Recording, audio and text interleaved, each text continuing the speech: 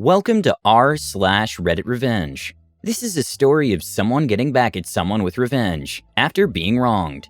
Thank you, friends, for subscribing to the channel and for so many likes. Today's story is, I accidentally got my ex-bosses investigated by the federal government. I am not usually one to take revenge.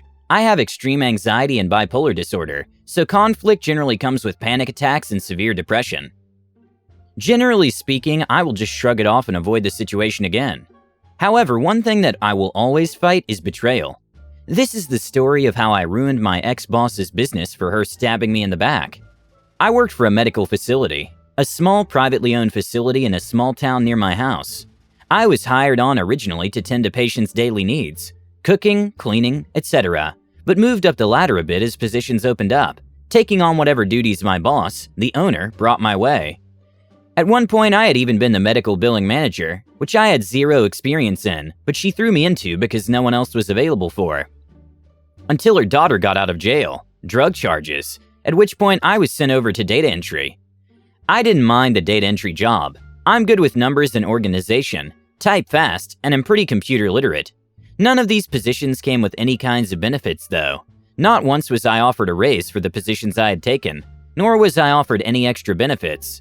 The only raise I had gotten was a 50-cent increase, the standard 6-month raise, once in my almost 2 years at the job. Let me tell you about the structure of the company. The owner had started the company a little over 3 years before I had started, and she had absolutely no experience running any kind of company. Her sister was, but she felt like she needed to spread her wings, and that this was God's plan for her and all that. Hiring was also a joke, as she employed several family members, including her ex-husband somehow, and gave them priority on everything. She had several foster children that she roped into the business and put them all in management positions, no matter how experienced and inept they were.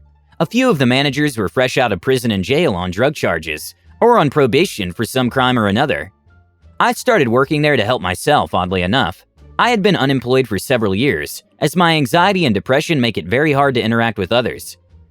I felt like this job was a good start to reestablish my life and build a future for myself and my amazing wife. I have a decent amount of debt due to some bad decisions. Depression makes you not really care about what happens to future you, and I was hoping to build up from the ashes and move forward with my life. Due to this though, I poured my heart and soul into this place, always striving to make it better, and this event killed me inside as I was trying to put myself out there, only to get stabbed in the back by someone I trusted. Now, this company, because of its size and the owner's inexperience with running a medical facility, had a lot of problems. Bills not going out on time, unsecured networks, unheard patient complaints, the list goes on. While I became more ingrained in the fabric of the facility, I started to notice a lot of fixes that needed to take place for organizational and security reasons, including a couple major HIPAA violations that needed to be fixed.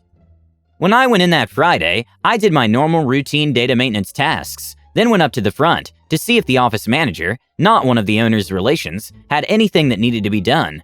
The owner was up with her, which was strange, since she usually was running around doing things that needed to be done outside the office, but wasn't unheard of. When I had come in that morning, my computer had not been working, which wasn't uncommon, as the IT person was her current husband. Not a terrible guy, but look who he married. When I saw her, I gave her the usual pleasant greetings and asked her if IT had been having issues with the network. She told me yes, so I didn't think anything was wrong, and I moved back into the workroom to work on some lower priority tasks that I had to do.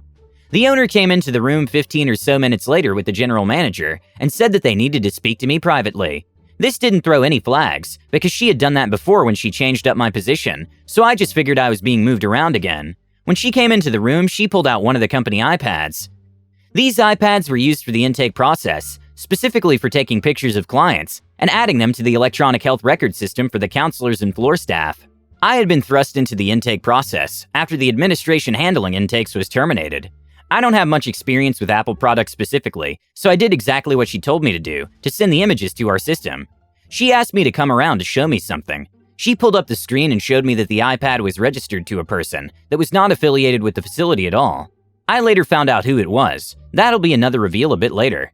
This is not okay. This is a HIPAA violation, and we could get in a lot of trouble for this. This was a company iPad, splash screen and all. I had no reason to believe that it wasn't secured for any reason. Besides, that wouldn't be the employee's responsibility, especially when the owner herself had told them to use it the way they were using it. I didn't feel that it was my problem in the slightest, as I was not the only one who had used the device for exactly the same thing. I try my best to solve problems when they happen, rather than dwell on the problem, especially when it would be time-sensitive to fix to prevent violations and fines. I asked, "Okay, how can we fix this? I'm willing to help." She looked me dead in the eyes and said, "We fix this by terminating your employment." I just stood there shocked. I looked up at her confused, hoping, praying that I had misheard her in some weird way, and asked, "You're firing me?" She said yes, and I swear that a small grin flashed over her face as she said it. I looked over to the general manager who was crying. Well, trying to hide that she was crying. I asked her why I was getting terminated for something I didn't have control over, and over something she had explicitly asked me to do, but she just fell silent and told me I needed to leave. I was friends with everyone in the office aside from her spawn, so I said my goodbyes to them, hugged them, cried, all while the owner stood there over my shoulder ushering me out, still with a near smile on her face. That was the moment I knew this was not going to end well for her. First, the fallout that she created directly for herself. I was friends with almost every person in the facility, including the counselors. One of them had been contemplating leaving for a long time, and I had repeatedly talked him into staying, or to try and tough it out, and maybe next week would be better, etc. I was fired Friday, and I found out later through another ex-employee that he had resigned immediately that Monday. I don't know for certain that he left, because I got canned, but the timing seems a bit too coincidental to me. After he left, another one left, then 2 others. By the end of it, the owner was left with 2 counselors to run both residential and day treatment, one who was just coming back from maternity leave. I feel so bad for her. I hope she left. She was a wonderful person to work with. And another who had only been doing day treatment, and not the more intensive residential treatment. I like to think that she created a domino chain, but I can't confirm for sure. Now to my part. Since I had been in nearly every position in the business, I knew everything about the inner workings of it. I knew how much money they still were trying to recuperate from insurance, a lot of the tech issues, and most importantly, violations. When I took the data entry job, a lot of the security issues became apparent to me, so I brought them directly to her to be fixed immediately. On the tech side of things, the electronic health record system had no clearance levels for any patient, meaning everyone, right down to maintenance, could see patient's counselor and vitals notes. The electronic health record system was also easily able to be compromised, as it could be logged into from any computer, even home computers. I brought both of these, as well as a few minor state statute violations that needed to be fixed. Stuff like employees not being able to get copies of the correct DHS statutes or employee manuals. On the procedure side of things, intakes were originally done in the file room, where clients' files were everywhere, all in cardboard boxes, with name tabs visible to everyone. If there were more than 1 for 2 intakes, they would be taken into the cafeteria to do all the paperwork. Imagine signing up for a residential facility and getting your belongings searched in a cafeteria where people are coming and going. Billing was right next to the day treatment room, and the door was frequently left open and client names talked about loudly. The walls were also paper thin, so anyone in the day treatment room could hear client names while treatment was in session. Food and water temperature logs were frequently not upkept. Organization was a mess, one I was trying to clean up. 4 years of unkempt client files to sort and scan. And the most D of all, I found out that the owner and her daughter had been upcharging old clients' insurance, and both the owner and her daughter had been using drugs. I can't 100% confirm personally that the owner was, but I saw the daughter use a pillbox of Suboxone, buprenorphine, that was not hers. The owner had been accused by an ex-coworker who had bolted immediately without warning. As soon as I got home, I was still in shock and just sat at my computer and cried. I had given everything up to this place, sacrificed countless hours of my time. Overtime was paid, but you were reprimanded if you went over, and I was over nearly every week doing extra tasks that needed to be done, and even set back my own mental health recovery a significant amount, all in the name of progress. That sadness slowly turned to rage. I'm not normally a person who gets angry. I have an exceptionally long fuse, but when I get mad, I get mad. So I set my plan into action. After I signed myself up for unemployment, I started making some calls. I called the Department of Health Services and lodged a complaint against the facility, stating all of the privacy violations I knew.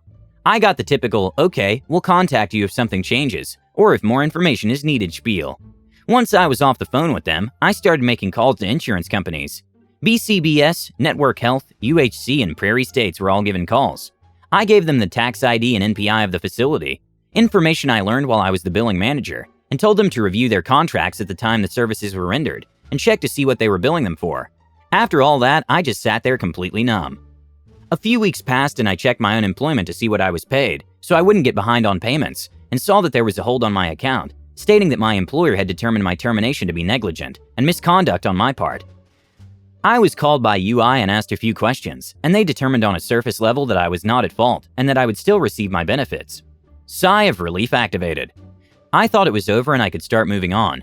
Nope, I got a letter in the mail stating that my ex-employer was appealing the decision, and that if the judge determined that I was at fault, not only would my benefits be cut, but I would also get my wages garnished, once I did get a job, to pay back everything that had been paid out.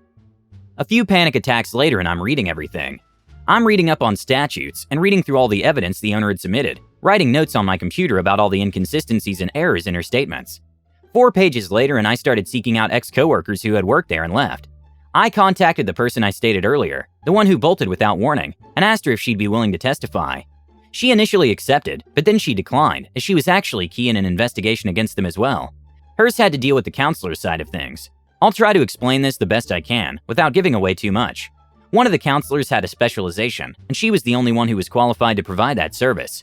When she left, she was replaced with a counselor who had the in-training qualification, so she was supposed to be supervised by a medical director with that qualification. The owner did not have that, but the entire time had been advertising, providing, and billing that qualification services. I hope that wasn't too confusing. Back to my thing now. I hadn't talked to her in a while, so I caught up and told her what had happened. She told me it was total BS, that she and several others had used it in the same way, etc., etc. I also asked her if she was familiar with the name that had been on the iPad. She asked me again for the name, and if I was 100% sure that it was correct. I said yes and immediately asked why. That's an ex-client. Ex-coworker had worked there since the very beginning, so I have no reason to doubt her. The owner had either bought, or stolen, who knows, an iPad from an ex-client, had not wiped it, and then gave it to staff to pass confidential health information to the company servers. I was immediately on the phone with DHS again, asking to amend my original complaint to add this to it.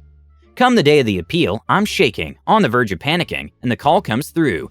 It takes everything in my being to not start screaming at the owner when I hear her disgusting, gravelly voice. I sat there with all my notes, the DHS manual and statutes, and all the evidence that I had. This is where the owner started making a lot of mistakes. I found out after the fact that she was actually headed to court to defend herself against another lawsuit, aside from the 2 investigations in this hearing.